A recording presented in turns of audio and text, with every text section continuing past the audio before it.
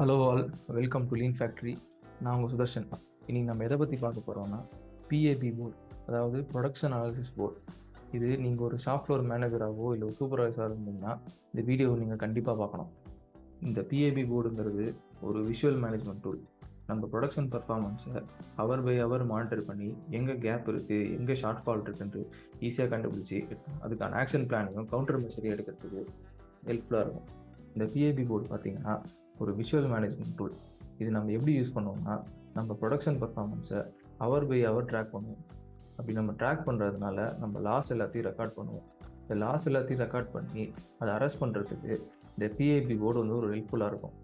இந்த பிஏபி போர்டில் என்னெல்லாம் இருக்குது, எப்படி ஃபில் பண்ணுவோங்கிறத நம்ம ஒரு எக்ஸாம்பிளோட பார்த்துடலாம். இப்போ இந்த பிஏபி போர்டை எப்படி ஃபில் பண்ணலாம், என்னெல்லாங்கிறத பார்க்கலாம். இப்போ இந்த பிஏபி போர்டுக்கு ஒரு ஷிஃப்ட்டோட டைம் தான் ஆட் பண்ணியிருக்கேன்.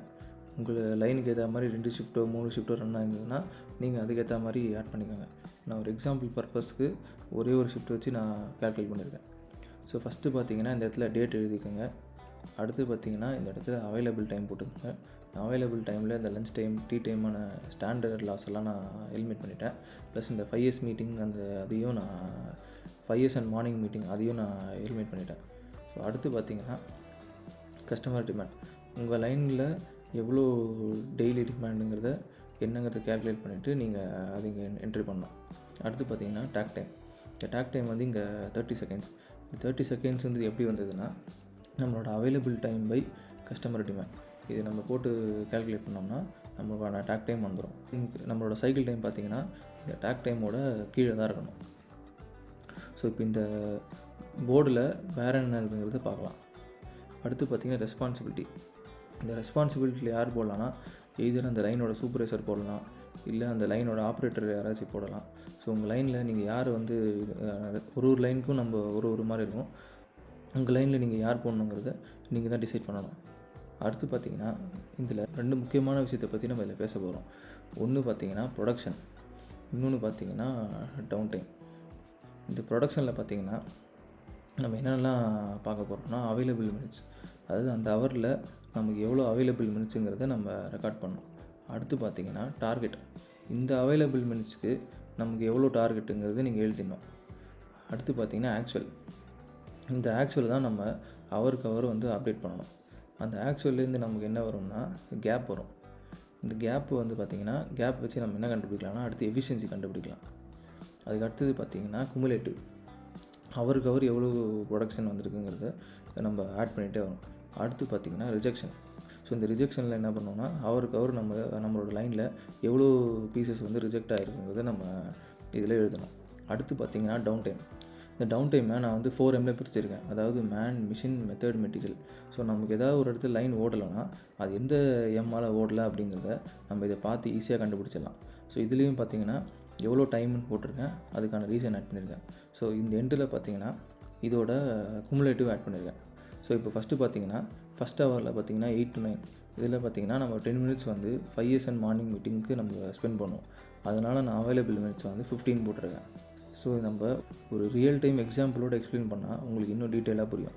இப்போ ஃபஸ்ட் ஹவரில் பார்த்திங்கன்னா 8 to 9, இதில் வந்து பார்த்திங்கன்னா 5 இயர்ஸ் அண்ட் மார்னிங் மீட்டிங் நம்ம 10 மினிட்ஸ் ஸ்பெண்ட் பண்ணுவோம்.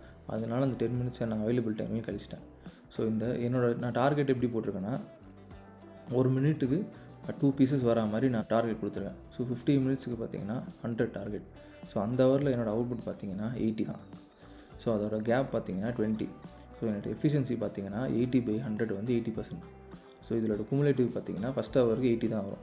அந்த ஹவரில் என்னோடய ரிஜெக்ஷன் எவ்வளோன்னு பார்த்திங்கன்னா 5 நம்பர்ஸ். ஸோ இதில் இந்த 20% எஃபிஷியன்சியோட லாஸ் எங்கேங்கிறது நம்ம பார்க்கணும். ஸோ அது எங்கேன்னு பார்த்திங்கன்னா இங்கே 10 மினிட்ஸ் கொடுத்துருக்கேன். இந்த 10 மினிட்ஸ் எதனாலன்னு பார்த்திங்கன்னா மெட்டீரியல் டிலே. ஸோ இந்த மெட்டீரியல் டிலேயால் நமக்கு வந்து இந்த 20% லாஸ் ஆகிருக்கு.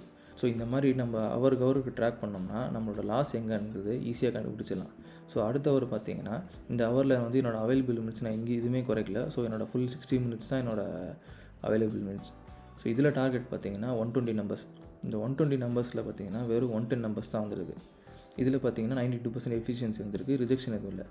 இதில் என்ன இந்த 10 நம்பர் கேப்புக்கான காரணம் என்ன பார்த்திங்கன்னா ஜிக் சேஞ்ச் பண்ணியிருக்கோம்.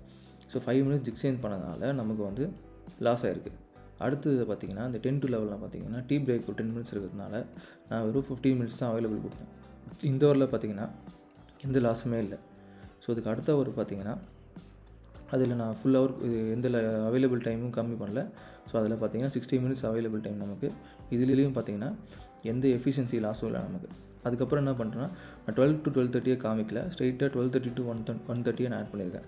ஸோ இதில் பார்த்திங்கன்னா 60 மினிட்ஸ்க்கு 120 நம்பர்ஸ் டார்கெட்டு நம்ம வந்து 100 நம்பர்ஸ் தான் ப்ரொடியூஸ் பண்ணியிருக்கோம். ஏன்னு பார்த்தோம்னா இந்த இடத்துல பார்த்திங்கன்னா 10 மினிட்ஸ் மெட்டீரியல் டிலே. ஸோ அதுக்கு அடுத்தது பார்த்திங்கன்னா 1:30 to 2:30 நமக்கு எந்த லாஸும் இல்லை. ஸோ நமக்கு ப்ரொடக்ஷனும் 100% அச்சீவ் ஆகிடுச்சு. ஸோ அடுத்து பார்த்திங்கன்னா டீ பிரேக்கில் நான் 50 மினிட்ஸ், என் 10 மினிட்ஸ் அவைலபிள் டைமில் கம்மி பண்ணதுனால நான் 50 மினிட்ஸ் தான் காமிச்சிருக்கேன். இதுலேயும் பார்த்திங்கன்னா நமக்கு எந்த விதமான பெரிய லாஸும் இல்லை. ஸோ லாஸ்ட் ஹவர் பார்த்திங்கன்னா நமக்கு 120 டார்கெட்டில் ஒரு 80 தான் அச்சீவ் இருக்குது. ஏங்கிறத பார்த்தோம்னா 20 மினிட்ஸ் நமக்கு மிஷின் பிரேக் டவுன் இருக்குது. ஸோ இது ஓவராலாக பார்த்தோம்னா ஒரு டேக்கு ஒரு ஷிஃப்ட்டில் நமக்கு வந்து 900 டார்கெட்டு நம்ம 810 தான் அச்சீவ் பண்ணியிருக்கோம். 90% எஃபிஷியன்சியில். ரிஜெக்ஷன் பார்த்திங்கன்னா 15 நம்பர்ஸ் ரிஜெக்ஷன் நமக்கு. அதே மாதிரி லாஸ் பார்த்திங்கன்னா மேனால் லாஸ் கிடையாது, மிஷினால் 20 மினிட்ஸ் லாஸு, மெத்தட்னால் 5 மினிட்ஸ் லாஸு, மெட்டீரியல்னால் 20 மினிட்ஸ் லாஸு.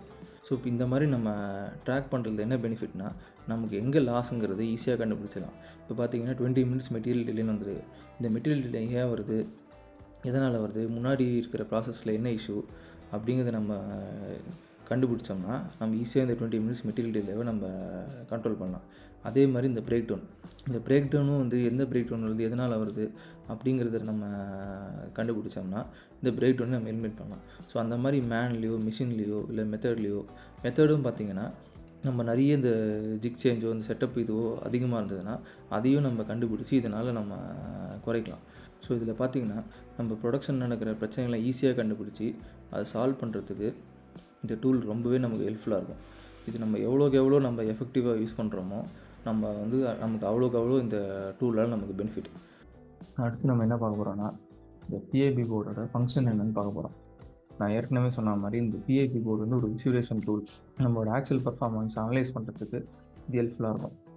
அடுத்து பார்த்திங்கன்னா நம்ம லைனில் எப்போ நார்மலாக இருக்குது, எப்போ அப்நார்மலாக இருக்குன்றத ஈஸியாக கண்டுபிடிச்சிடலாம். பிஐபி போர்டு வந்து பார்த்திங்கன்னா நம்ம டெய்லி ஒர்க் மேனேஜ்மெண்ட்டை இம்ப்ரூவ் பண்ணுறதுக்கு ஹெல்ப்ஃபுல்லாக இருக்கும். நம்ம அடுத்து பார்த்திங்கன்னா இப்போ 4M கண்டிஷன்ஸை மானிட்டர் பண்ணுறதுனால அதை அனலைஸ் பண்ணி இம்ப்ரூவ் பண்ணுறதுக்கு இந்த டூல் வந்து ஹெல்ப்ஃபுல்லாக இருக்கும். அடுத்து பார்த்திங்கன்னா கண்டினியூஸ் இம்ப்ரூவ்மெண்ட்டுக்கு இந்த டூல் ரொம்ப ரொம்ப ஹெல்ப்ஃபுல்லாகவே இருக்கும். ஸோ இதோடு இந்த வீடியோ முடியுது.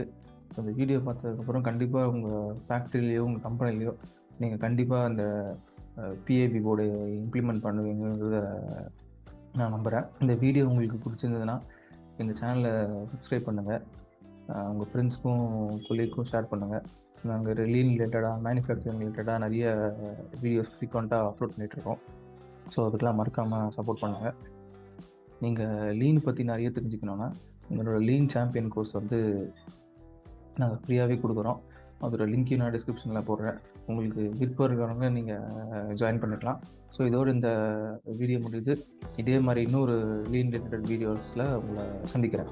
Until then by.